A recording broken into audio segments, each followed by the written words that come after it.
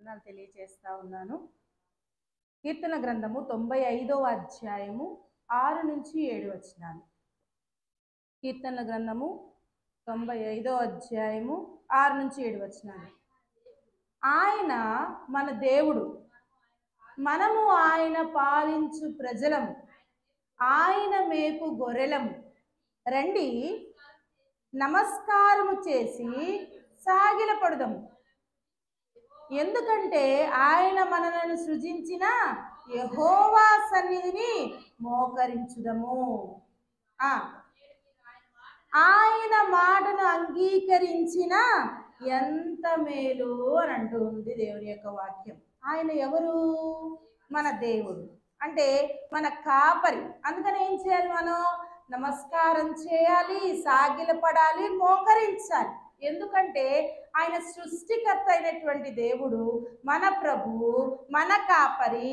మనం ఆయన అధికారం కింద ఉన్న ప్రజలము కాబట్టి మనం ఏం చేయాలి? ఆయన స్తుతించాలి, ఆరాధించాలి, మహిమపరచాలి అని దేవుని యొక్క వాక్యం తెలియజేస్తా ఉంది. మనం అనుభవించవలసిన శిక్షను, మనము భరించవలసిన బాధను ఆయన నిన్న భరించేసి ఉన్నాడు. మన కొరకు ఆయన శ్రమపడబడి ఉన్నాడు. కాబట్టి ఆయన మేపువైనటువంటి గొర్రెలమైనటువంటి మనము, అక్కడ ఏమనుంది? ఆయన మాట అంగీకరించిన మేలు అని. గొర్రెలమైనటువంటి గొర్రెలు ఏం చేస్తూ ఉంటాయి? కాపరిని వెంబడిస్తాయి.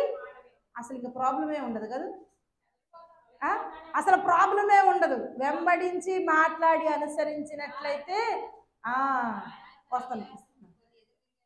కొన్ని ఎదురు తిరిగే ఉంటాయి, దారి తప్పే ఉంటాయి, పొడిచే ఉంటాయి, ఇంకా చెప్పుకోవాలనుకుంటే ఇంకా చాలా ఉంటాయి. కానీ ఆయన మన కొరకు మన శిక్షను తాను అనుభవించినప్పుడు గొర్రె పిల్లలమైనటువంటి మనం ఏం చేస్తా ఉన్నాము అంటే, ఆయన మాట ఏమంటుంది? నా మాట అంగీకరించిన మేలు. అంటే అంగీకరించకుండా తప్పిపోయేగా ఉన్నాయి గొర్రె పిల్లలు. మొదటి పేతురు పత్రిక 2వ అధ్యాయం 25వ వచనం కనుక చూసినట్లయితే, ఈ గొర్రెలు నా వినడం లేదు, వినకుండా ఏం చేస్తా ఉన్నాయి? మీరు గొర్రెల వలె దారి తప్పిపోతా ఉన్నారు, త్రోవ తప్పిపోతా ఉన్నాయి. ఏం చేస్తా ఉన్నాయి? నీవు పొందవలసిన శిక్షణ. మొదటి పేతురు పత్రిక 2వ అధ్యాయం 25వ వచనంలో మీరేం చేస్తా ఉన్నారు?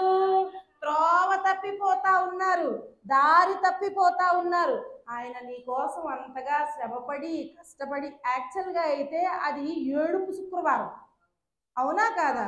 బాధాకరమైన శుక్రవారం. కానీ మనం ఎలా జరుపుకున్నాం దాన్ని? శుభ శుక్రవారము, మంచి శుక్రవారంగా జరుపుకున్నాం. అన్నిటికంటే ప్రాముఖ్యమైన శుక్రవారం. చాలా శుక్రవారాలు ఉన్నప్పటికీ మనం జరుపుకునే శుక్రవారం ఏంటిది? మంచి శుక్రవారం. అదేంటి? యేసు ప్రభువారు బాధ అనుభవించి, కష్టం అనుభవించి, వేదన పడి, రోదన చెంది, కన్నీళ్లు గార్చి, చెమట గార్చి, రక్తాన్ని గార్చి, గాయాల పాలయ్యి ఇంత బాధ అనుభవిస్తే మనం మంచి శుక్రవారం అనుకుంటున్నాం. మనం కూడా ఏడవాలిగా, మనం కూడా బాధ చెందాలిగా. ఎందుకంటే ఆయన బాధ నుంచి మనకు అనేకమైన మేలులు ఇవ్వడానికి కష్టమైన నష్టమైన భరించాడు. అందుకే అంటాడు, నా స్వరం వింటాయి నా గొర్రెలు. కానీ ఇక్కడ గొర్రెలు ఏం చేస్తా ఉన్నాయి? దారి తప్పిపోతా ఉన్నాయి. అందుకే ఆయన అంటాడు, ఆయన మాటను అంగీకరిస్తే ఎంత మేలో అని. అంత బాధ ఆయన అనుభవించినప్పుడు ఆయన మాట అనుసరించాలని, ఆయన మాట ఫాలో అవ్వాలని అనుకుంటాడు కదా ఆయన. కాకపోతే ఏం చేస్తా ఉన్నాయి? గొర్రెలు దారి తప్పిపోతా ఉన్నాయి. ఇంకా ఏం చేస్తున్నాయో తెలుసా? యెషయా గ్రంథము 53వ అధ్యాయం 6వ వచనం కనుక చూసినట్లయితే, యెషయా గ్రంథము 53వ అధ్యాయము 6వ వచనము, మనమందరము గొర్రెల వలె ఏం చేస్తా ఉన్నారు? త్రోవ తప్పితిమి. ఎందుకు తప్పుతున్నారో రీజన్ రాస్తా ఉన్నాడు చూడండి. మనలో ప్రతివాడును తనకిష్టమైన త్రోవను తొలిగెను. అంటే త్రోవ తప్పి కాపరి నడుపుచున్నటువంటి త్రోవలో కాకుండా తమకిష్టమైన త్రోవలో నడుస్తూ ఉన్నారు. దాన్ని ఏమంటాం? స్వచిత్తం, స్వబుద్ధి. దేవుడు అనుగ్రహిస్తున్నాడు మేలును, కానీ ఏం చేస్తా ఉన్నారు వాళ్ళు? మేలు పొందుకోవడానికి కారణం ఏంటి? స్వచిత్తం, మన ఇష్టానుసారంగా అనుభవించటం వలనే దేవుడు అనుగ్రహించిన మహిమను ఏం చేస్తా ఉన్నారు? పొందలేకపోతా ఉన్నారని దేవుని యొక్క వాక్యం తెలియజేస్తా ఉంది. గొర్రె పిల్లల కోసం ఆయన ప్రాణం పెట్టాడు. గొర్రెల గొప్ప కాపరి, మంచి కాపరి. అయితే ఇవి ఏం చేస్తా ఉన్నాయి? ఇష్టానుసారంగా దేవుని మార్గాన్ని వదిలిపెట్టి దేవుడి మార్గం కాని దాన్ని నీతి మార్గంగా ఎంచుకొని మరి నడుస్తా ఉన్నాయి. ఫలితం ప్రయోజనం ఏంటి? నువ్వు రక్త ప్రోక్షణలోకి రావు కదా. అట్లా ఆ మార్గం విడిచి నడిస్తే, తనకిష్టమైన బ్రతుకు బ్రతికినట్లయితే అది అక్రమం. అందుకే అంటాడు కదా, అక్రమము చేయువారులారా నా ఇద్దరిని తొలగిపోండి. తొలగిపోయేవారెవరు? అక్రమము చేయువారు, దోషము చేయువారు. దోషము అక్రమము చేసిన వారి యొక్క పాపము వారి నుంచి పోవాలంటే ఏం చేయాలి?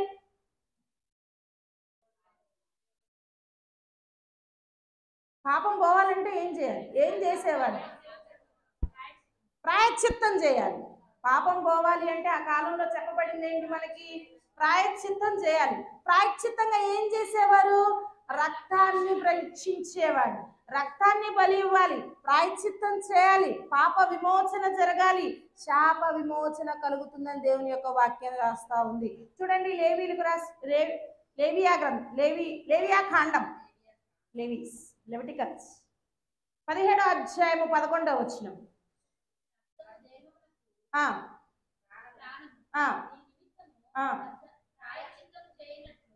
రక్తమే ప్రాణమును, ఆ రక్తమే ప్రాయశ్చిత్తము చేయుటకు ఏం చేయాలది? బలిపీఠం మీద పోయాలి. అలా పోయడం ద్వారా ఆ రక్తం వల్ల ఏం చేయబడతాము? శుద్ధి చేయబడతాం, ప్రాయశ్చిత్తం చేయబడుతుంది. అందుకని మనకి తెలిసిన చూడండి, హెబ్రీలకు రాసిన పత్రిక 9వ అధ్యాయము 22వ వచనంలో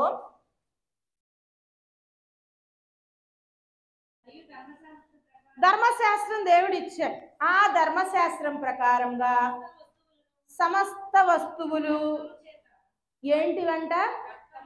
సమస్తమైనటువంటి వస్తువులు రక్తము చేత శుద్ధి చేయబడిననియు, రక్తము చిందింపకుండా పాప క్షమాపణ అనేది లేదు. అంటే ఇక్కడ ధర్మశాస్త్రం కింద అది వస్తువైనా సరే, మనిషి అయినా సరే, సమస్తమును దేని కింద రావాలి? రక్త ప్రోక్షణ కిందకి రావాలి. రక్ష ప్రోక్షణ కిందకు వస్తేనే అదేమవుతుంది?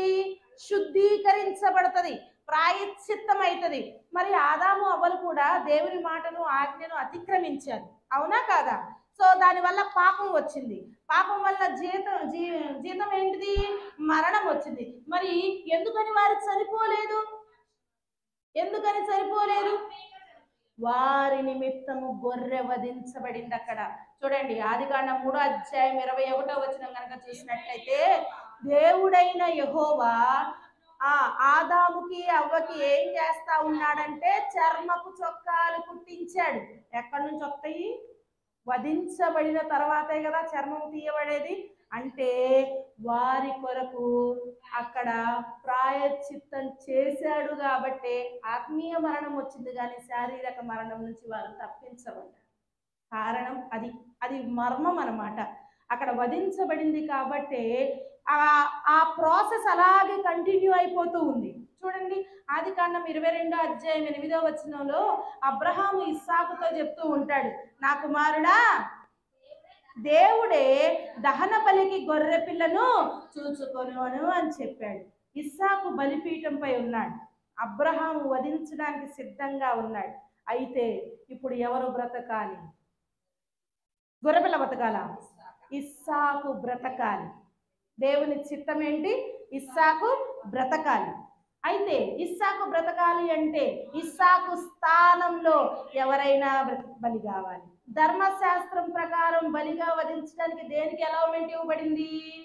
పశువులకు అనుమతించబడింది. పావురాలకి, గొర్రె పిల్లలకి వధించడానికి బలిగా ఇస్తూ ఉన్నాడు. కాబట్టి అది ఒక సాదృశ్యం, తాత్కాలికమైనటువంటి పరిష్కారం. అందుకే దేవుడికి ఇస్సాకు బదులుగా లేక మారుగా దేన్ని ఉంచాడు? ఒక పొట్టేలుని ఉంచాడు. చూడండి ఆదికాండం 22వ అధ్యాయం 13వ వచనం కనుక చూసినట్లయితే, అబ్రహాము వెళ్ళి ఆ ఉమ్, ఆ పొటేలు కనిపిస్తా ఉంది. అబ్రహాము వెళ్ళి ఆ పొటేలును పట్టుకొని ఎవరికి మారుగా? తన కుమారునికి మారుగా పెట్టి దహన బలిగా అర్పించాడు. ఇస్సాకు మరణం ఏమైపోయింది? తప్పించబడింది. గొర్రె అతని స్థానంలో మరణించడం వల్ల ఆయన తప్పించబడ్డాడు. ఇస్సాకు కుమారుడైనటువంటి యాకోబు, యాకోబు సంతతి అయినటువంటి ఇశ్రాయేలు, వీళ్ళందరికీ విమోచన కొరకు ఏమి ప్రవేశపెట్టబడింది? పస్కా బలి. పస్కా పశువు వధించడం జరుగుతూ ఉంది.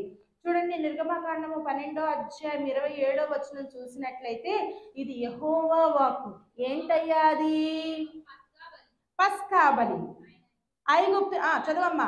ఆయన ఐగుప్తును హతము చేయించు మన ఇండ్లను కాచినప్పుడు ఆయన ఐగుప్తులో ఉన్నటువంటి ఇశ్రాయేలీయుల ఇండ్లను విడిచిపెట్టాను. అప్పుడు ప్రజలు తలలు వంచి నమస్కారం చేశారు. ఇక్కడ ఏం జరుగుతుంది? సంహారకుడు వస్తా ఉన్నాడు. తొలిచూలు బిడ్డను సంహరించేవాడు వస్తా ఉన్నాడు. మరి ఎలా తప్పించబడతారు? ఎవరైతే రక్తము ప్రోక్షించి ఆ గడపలకు రక్తాన్ని చల్లుతారో, సంహారకుడు గుర్తు ఏంటంటే ఆ రక్తమును చూసి సంహారుడు ఏం చేస్తాడు? దాటిపోతాడు. అదే ఇక్కడ రాయబడి ఉంది. అక్కడ పస్కాబలి పశువు ఎప్పుడైతే పస్కాబలి రక్తం ఎవరి గుమ్మాలలో అయితే ఉందో వారేం చేయబడ్డారు? రక్షించబడ్డారు. అలాగే లోకంలోని ప్రజలందరి పాపములు మోయుటకు వారికి బలిగా అవుటకు వచ్చినటువంటి పస్కా బలి పశువు ఎవరు? యేసు ప్రభువారు. యోహాను సువార్త 1వ అధ్యాయం 29వ వచనం చూసినట్లయితే అంటుంది ఏంటిది? ఇదిగో లోక పాపములను మోసుకొని పోవు దేవుని గొర్రెపిల్ల. ఈ గొర్రెపిల్ల ఎలా ఉందయ్యా? 1 పేతురు పత్రిక 1వ అధ్యాయం 19వ వచనం కనుక చూసినట్లయితే, అమూల్యమైనది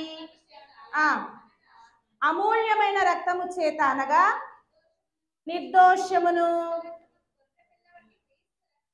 నిర్దోషమైనటువంటి నిష్కలంకమైనటువంటి గొర్రెపిల్ల వంటి క్రీస్తు రక్తము చేత విమోచించబడ్డాం. అంటే విమోచన ఇవ్వగలిగినటువంటి శక్తి కలిగినది ఏంటిది? గొర్రెపిల్ల రక్తం. ఆ రక్తాన్ని ప్రోక్షించడానికి వచ్చి ఉన్నారు యేసు ప్రభువారు. ఎంతగా దూషించారు చూడండి. యెషయా గ్రంథం 53వ అధ్యాయం 7వ వచనం కనుక చూసినట్లయితే, దౌర్జన్యము నొందాడు, బాధింపబడ్డాడు, కానీ ఏం చేయలేదు? నోరు తెరవలేదు. వదకు ఏ విధంగా తేబడినటువంటి గొర్రెపిల్ల ఎలా ఉంటుందో, బొచ్చు కత్తిరించు వాని వద్ద ఏ విధంగా మౌనంగా ఉంటుందో ఆ విధముగా ఆయన నోరు తెరవలేదు. ఎందుకని? చూడు రాశారు. ఎందుకు? అన్యాయపు తీర్పు నొందాడు. ఆ అన్యాయపు తీర్పు పొంది మరీ కొనిపోబడ్డాడు. ఏమేం చేశారు? దౌర్జన్యం చేశారు, బాధించారు. వదకు తేబడిన గొర్రెపిల్ల వలె ఉన్నాడు, మౌనంగా ఉన్నాడు. ఎంత బాధ పెట్టినా, అన్యాయపు తీర్పు తీర్చినా ఆయన మౌనంగా ఉన్నాడంట. ఎందుకని అంత మౌనం? నా జనుల అతిక్రమమును బట్టి మొత్తబడ్డాడు. ఎవరి కోసం మొత్తబడ్డాడంట? నా ప్రజల కోసం, నా వారి కోసం, ఇశ్రాయేలు కోసం కాదు. క్రీస్తు మనల్ని ప్రేమించాడు కాబట్టి మన కొరకు ఆయన చేశాడు. ఎఫెసీయులకు రాసిన పత్రిక 5వ అధ్యాయం 2వ వచనంలో దేవుని యొక్క వాక్యం తేటగా తెలియచేస్తా ఉంది. క్రీస్తు మనల్ని ప్రేమించాడు. మనము పరిమళ వాసనగా ఉండడం కోసమని మన కొరకు తనను తాను దేవునికి అర్పణముగాను బలిగాను అర్పించుకొనెను. అలాగే మనమును ప్రేమ కలిగి నడుచుకోవాలి అని ఆశ.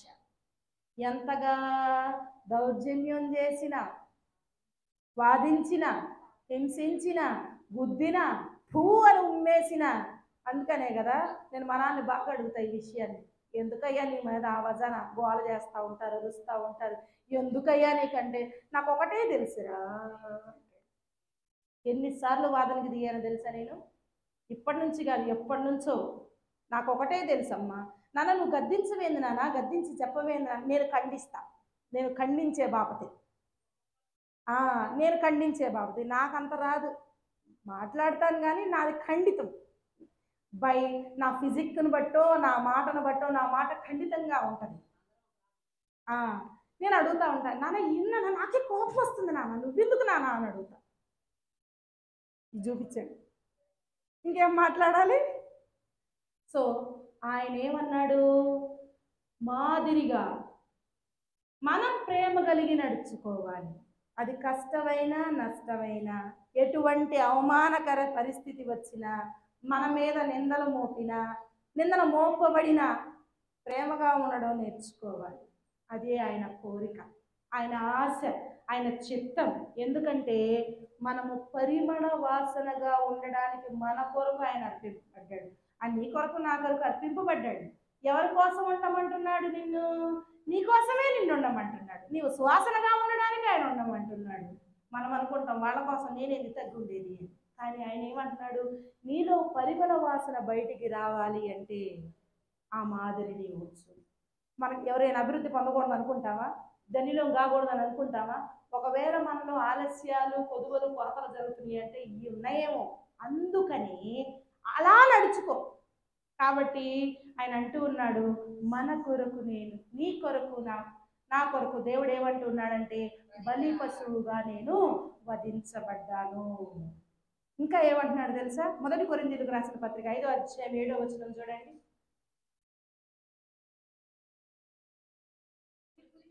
పులిసిన పిండి అంటే పాడైపోయింది అనుకుందాం. మన దృష్టిలో పులిపిండి అంటే పాడైపోయిన పిండి.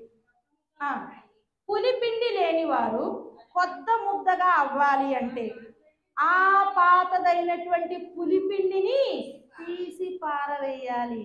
ఇటువరకు నీ జీవితంలో పాత పిండి ఉంది, పాత స్వభావం ఉంది. నువ్వు నూతనంగా కొత్త ముద్దగా అవ్వాలి అంటే నువ్వేం చేయాలి? ఆ పాత ముద్దను తీసి బయటపడేయాలి.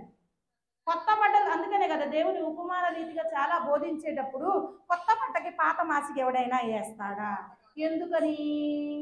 పాత అది కొత్తదిలా అనిపించదు, తెలిసిపోతుంది. అందుకని ఆయన అంటున్నాడు, నీవు క్రీస్తు అను పస్కా బలి పశువు వధించబడెను అని అంటుంది.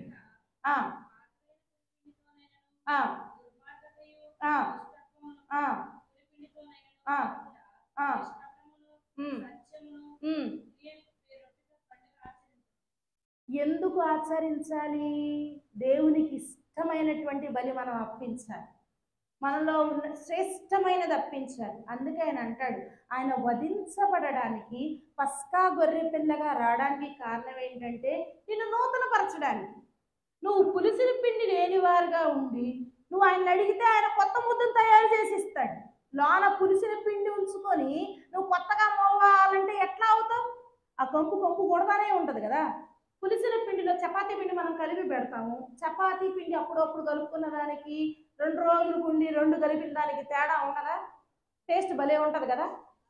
డిఫరెంట్ ఉంటుంది, ఎంతైనా డిఫరెంట్ ఉంటుంది. కాబట్టి పులిసిన పిండి ఉన్నటువంటి స్వభావమును నీవు నీలో నుంచి తీసివేయి. ఎందుకంటే నేను నీ కొడుకు వధించబడిన గొర్రె పిల్ల.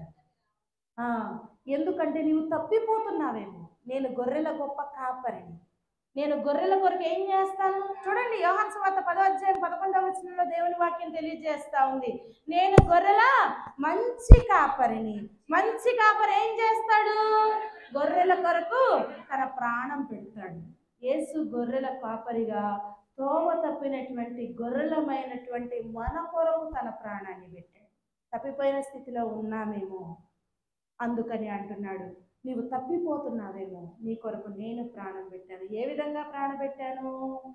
దూషించిన, అపహసించిన, నన్ను నేను విచ్చేయను కానీ బదులు మాట్లాడలేదు. నేను ఏ విధంగా అయితే ప్రేమించానో ఆ విధమైనటువంటి ప్రేమ కలిగి నిన్ను నీవు దేవుని సన్నిధిలో ఉంచుకో అని దేవుని యొక్క వాక్యం తెలియజేస్తా ఉంది. మొదటి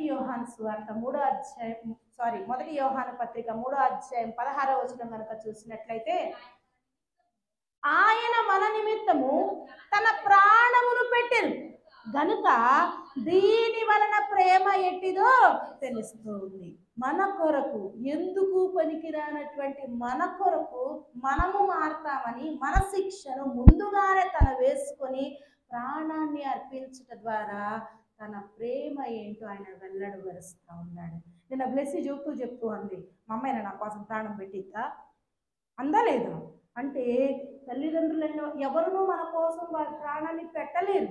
కానీ నిన్నుగా నమ్మి, నిన్నుగా అంగీకరించి, నువ్వు ఏ స్థితిలో ఉన్నా, అది ఎటువంటి స్థితి అయినా నీ కొరకు ప్రాణం పెట్టాడు అంటే అంతకంటే అగాపే ప్రేమ అంటాం కదా మనము, అంతకంటే గొప్ప ప్రేమ ఇంకా ఎక్కడైనా ఉన్నదా? ఏమీ ఆశించకుండా, బదులు కోరకుండా, స్వార్థము లేకుండా ఇచ్చినటువంటి ప్రేమ, అటువంటి ప్రేమను నీవు కలిగి ఉండు అని దేవుని యొక్క వాక్యం తెలియజేస్తా ఉంది. 4వ అధ్యాయం 10వ వచనం కూడా చూడండి అక్క ఒకసారి.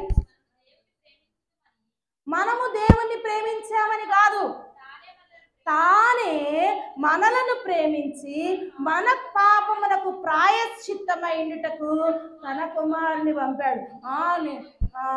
ఏంటిది?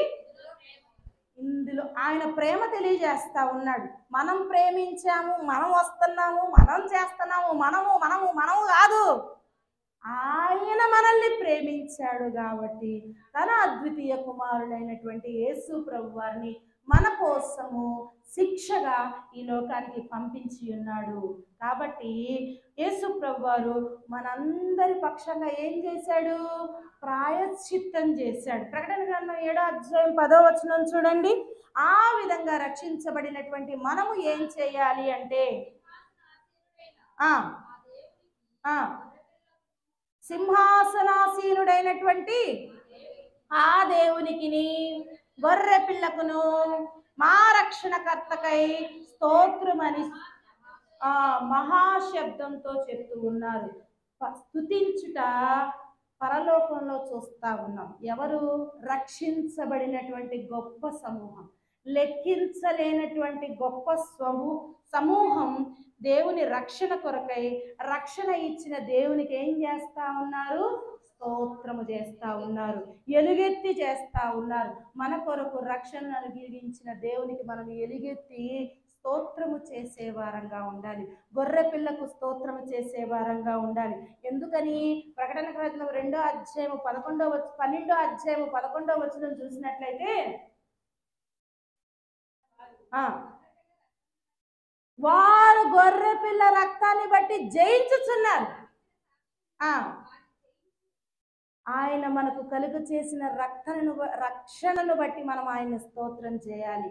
ఆయన రక్తం మనల్ని జయాన్ని ఇస్తుంది కాబట్టి మనం స్తోత్రం చేయాలి. ఇంకా 5వ అధ్యాయం 6వ వచనంలో చూసినట్లయితే, వధింపబడినటువంటి గొర్రెపిల్ల గ్రంథమును విప్పుటకు అర్హతను కలిగి ఉంది, యోగ్యత కలిగి ఉంది. మన కొరకు వధించబడిన గొర్రెపిల్ల అటువంటి భాగ్యమును మనకి ఇస్తూ ఉంది. 6వ అధ్యాయం 1వ వచనంలో కూడా చూడండి, 7 ముద్రలను విప్పుటకు జయము పొందిన వాడై ఉన్నాడు.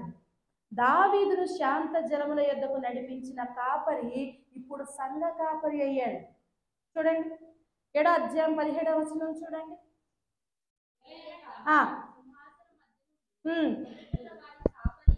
సింహాసనం మధ్య నుండి గొర్రెపిల్ల వారికి కాపరి అయి జీవజలముల బుగ్గ వద్దకు వారిని నడిపించి వారి కన్నుల నుండి ఏం చేస్తా ఉంది? ప్రతి బాష్ప బిందువును తుడిచివేయును. అంటే గొర్రెపిల్ల రక్తంలో ఎవరైతే ప్రోక్షించబడతారో, సంఘముగా కూడి ఆయన సన్నిధికి వస్తారో వారిని ఆయన ఎక్కడికి తీసుకెళ్తాడు? జీవజల బుగ్గ వద్దకు వారిని నడిపిస్తాడు. జీవజలం ఇవ్వడమే కాకుండా ఆయన ఏం చేస్తా అంటున్నాడు? ప్రతి బాష్ప బిందువును, కన్నీటిని ప్రతి బాష్ప బిందువును తుడిచివేస్తాను అని చెప్తూ ఉన్నాడు. ఇవన్నీ మనకు జరగాలి అంటే మనం ఏం చేయాలి? 21వ అధ్యాయం 27వ వచనం చూడండి.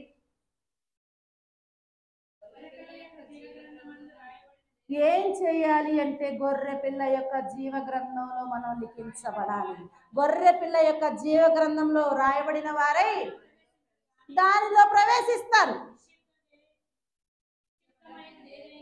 నిషిద్ధమైనది ఏదైనా సరే, అసహ్యమైనది ఏదైనా సరే ఎవరు ప్రవేశించరో ఆయన క్లియర్గా రాస్తా ఉన్నాడు. అసహ్యమైన వాళ్ళు కానీ, అబద్ధాలు చెప్పేవాళ్ళు కానీ, నిషిద్ధమైనది ఏదైనా చేసేవాళ్ళు కానీ జీవ గ్రంథంలో వారి పేరు ఉండదు, లిఖించబడదు. మరి ఎవరు లిఖించబడతారు?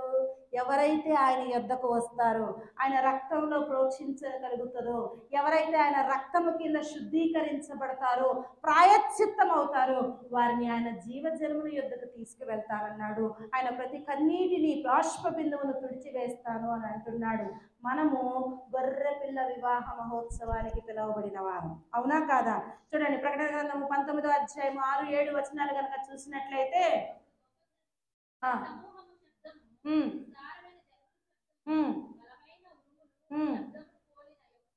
నేను ఒక స్వరాన్ని విన్నాను.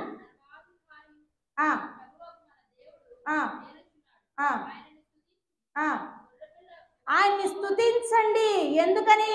గొర్రె పిల్ల వివాహ మహోత్సవ సమయము వచ్చి ఉన్నది. ఆయన భార్య తను తాను సిద్ధపరచుకొని సంతోషపడి ఉత్సహించి ఆయన్ని మహిమపరచాలి. ఎందుకంటే గొర్రె పిల్ల వివాహ మహోత్సవ సమయము ఆసన్నమవుతా ఉంది, దగ్గరగా ఉంది. రాకడ సూచనలు చూస్తా ఉన్నాం, భూకంపాలు చూస్తా ఉన్నాం, ఇంకా ఏం చూస్తా ఉన్నాం? యుద్ధ వార్తలు వింటా ఉన్నాం, తెలియని రోగాలు ఆవకిస్తా ఉన్నాయి, పెళ్ళుమికి వస్తున్నటువంటి ప్రళయాలను మనం చూస్తా ఉన్నాం. ఎందుకంటే గొర్రె పిల్ల వివాహ మహోత్సవ సమయము వస్తూ ఉన్నది, ఆసన్నమైంది. ఏం చేయాలి? సంఘముగా భారీగా ఉన్నటువంటి మనం ఏం చేయాలి? సిద్ధపడాలి. ఏ విధంగా సిద్ధపడాలి? బుద్ధి కలిగిన కన్యకల వలె సిద్ధపడాలి. ఎట్లా ఉన్నావు? నీవు సిద్ధ మనసు కలిగి ఉన్నావా? నువ్వులో సిద్ధించుకొని ఉన్నావా? ఎట్లా ఉన్నావు నువ్వు? దొంగ వచ్చినట్టు వస్తాడు, సమయం ఎప్పుడు వచ్చునో తెలియదు. కాబట్టి ఆ గొర్రెపిల్ల రక్షణలో ప్రోక్షించబడాలి. ఆ గొర్రెపిల్ల రక్తంలో నీవు ప్రాయశ్చిత్తం చేయబడి సిద్ధముగా ఉండాలి అని దేవుని యొక్క వాక్యం తెలియజేస్తా ఉంది. 19వ అధ్యాయం 9వ వచనం చూడండి, ఆయన ఏమంటున్నాడో, గొర్రె పిల్ల పెండ్లి విందుకు పిలువబడిన వారు ధన్యులు. అటువంటి ధన్యకరమైన జీవితాన్ని మనం కలిగి ఉండాలని దేవుని యొక్క వాక్యం తెలియజేస్తా ఉంది. లోక పాపములను మోసుకొని పోవు గొర్రె పిల్లవైనటువంటి యేసును మనం స్తుతించాలి, మహిమపరచాలి. మన పాపములకు బలి అయినటువంటి గొర్రె పిల్ల అయినటువంటి క్రీస్తును ఆరాధించాలి. ఎలా ఉండాలి? త్రోవ తప్పిన వారై ఉండాలా? స్వరము వినేవారుగా ఉండాలా? స్వరము వినాలి. ఎందుకంటే నా గొర్రెలు నా స్వరమును వింటాయి, అవి ఎన్నడూను నన్ను వెంబడిస్తాయి, అవి తప్పిపోవు. ఒకవేళ నిత్య జీవమును వాటికి అనుగ్రహిస్తారని దేవుని యొక్క వాక్యం తెలియజేస్తా ఉంది. గొర్రె పిల్లలమైనటువంటి మనం తప్పిపోతున్నామేమో, ఆయాస పడిపోతున్నామేమో, ఆయన దగ్గరికి రాకుండా త్రోవ తప్పి ఎవరి ఆలోచన ప్రకారం నడుస్తా ఉన్నామో, ఇష్టానుసారమైనటువంటి ఆలోచన కలిగి దైవ చిత్తం కాకుండా మనలో చేదైన వేరు మొలిచి అహంకారము, అహంభావం అనే ఆలోచనతో ఆయనకి దూరం అయిపోతున్నామేమో. ఎట్లా? ఎండిపోయిన తీగ వలె. ద్రాక్ష తీగ అంటుకట్టబడి ఉంది, కానీ ఎందుకు ఎండొచ్చింది? తెగిపోయింది సంబంధం. ఒకవేళ ఎండిన స్థితి ఏమైనా ఉందేమో, సంబంధం ఏమైనా తెగిపోయిందేమో, కట్టబడిన స్థితి ఏదైనా పోయిందేమో. ఏం చేయాలి? పరిశుద్ధాత్మతో సహవాసం కలిగి ఉండాలి. అందుకనే కదా ప్రతి శనివారం మనం ఏం చేస్తా ఉన్నాం? పరిశుద్ధాత్మతో నింపబడాలి అని, పరిశుద్ధాత్మ మన మీదకి రావాలని. అయ్యా మమ్మల్ని దాటిపో మాకు ప్రభువా, మాతో ఉండి మమ్మల్ని నడిపించేయని ప్రార్థన చేస్తా ఉన్నాం. ఎలా ప్రార్థన చేస్తా ఉన్నావు? తప్పిపోయిన స్థితిలో ఉండి ప్రార్థన చేస్తా ఉన్నావా? పెదవులతో ప్రార్థన చేస్తా ఉన్నావా? దేవుడికి దూరంగా ఉండి అయ్యా అయ్యా అని పిలుస్తున్నావా? నీవు పెదవులతో స్తుతిస్తూ నీ హృదయం నాకు దూరంగా ఉంటే ఏం ప్రయోజనం? నువ్వేం నువ్వేం చేయాలి? గొర్రెపిల్ల రక్తంలో నిజమైన సన్నిధిలో నీ హృదయాన్ని పూర్తిగా కుమ్మరించుకొని ప్రోక్షించబడాలి నీ మీద. అప్పుడే ఆయన ఏమంటున్నాడు? నీవు ధన్యులవు. ఎందుకంటే గొర్రెపిల్ల వివాహ మహోత్సవానికి నీవు పిలువబడి ఉన్నావు. అట్టి ధన్యత ఈ కూడి వచ్చిన మనందరికీ, మరి ముఖ్యంగా ఈ రోజు అర్పణ అర్పిస్తున్నటువంటి సరితక కుటుంబానికి దేవుడు అనుగ్రహించి దీవించును గాక. దేవుని మాటను ఆశీర్వదించును గాక.